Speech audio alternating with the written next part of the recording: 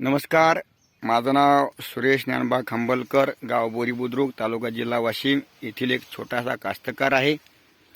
मी गेल्या 2 वर्षापूर्वी माझ्या या 3 एकर क्षेत्रामध्ये ट्रॅक्टरच्या साहाय्यानं 4.5 फुटाचे बेड पाडले होते.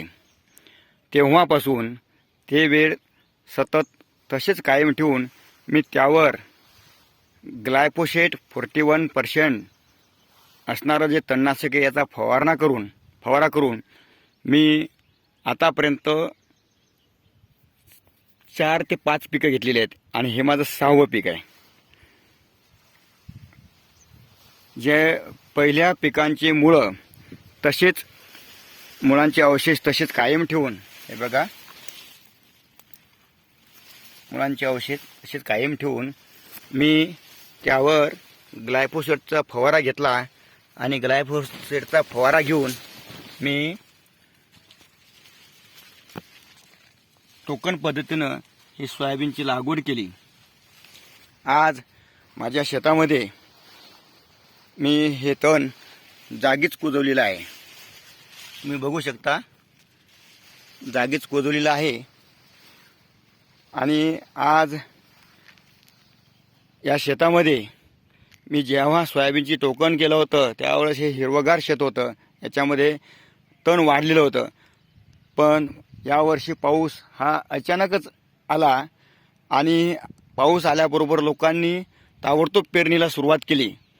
त्यामुळं पाऊस आल्याशिवाय, जमीन ओली असल्याशिवाय मला त्या तणनाशकाच्या फवारणी करता येत नव्हती.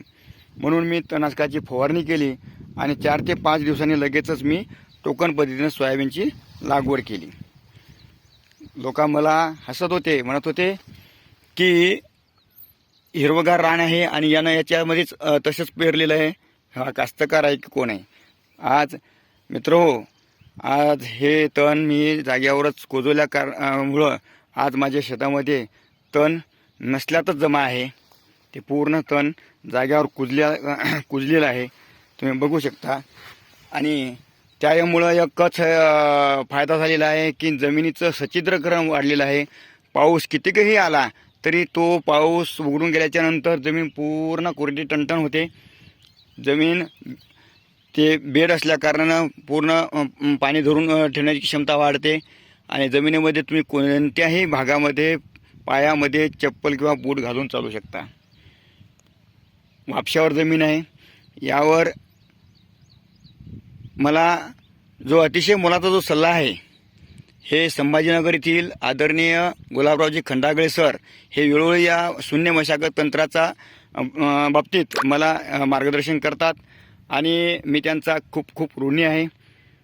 मला ही सुरुवातीला असं वाटलं होतं की याच वर्षी फक्त आपण हे पद्धत वापरायची, नंतर वापरायची नाही, कारण तणच एवढं झालं होतं भयंकर की गणितच करू नका. लोक मला येणारे जाणारे टोकत होते, हे काय तू रान करून ठेवलं, काय तू रान करून ठेवलं.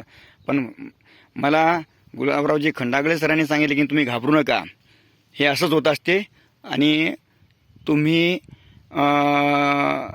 लगातार माझ्या संपर्कामध्ये राहा. समोरची जे काय प्रोसेस आहे मी तुम्हाला सांगत राहील. मी आज गुलाबराव खंडागळे सरांना धन्यवाद देतो. ते आणखीन मार्गदर्शन करण्याकरता, आतापर्यंत ते मला फोनवरच मार्गदर्शन करत होते, मी त्यांचे व्हिडिओ बघत होतो, पण लवकरच ते प्रत्यक्ष प्लॉटला पाहणी करण्याकरिता आपल्या गावामध्ये येणार आहेत. ज्याही वेळेस येतील त्यावेळेस मी आपल्याला कळवतो की मी सरांचं माझ्या वाशिम जिल्ह्यामध्ये तसेच माझ्या गावामध्ये तसंच माझ्या शेतामध्ये मी स्वागत करतो. धन्यवाद.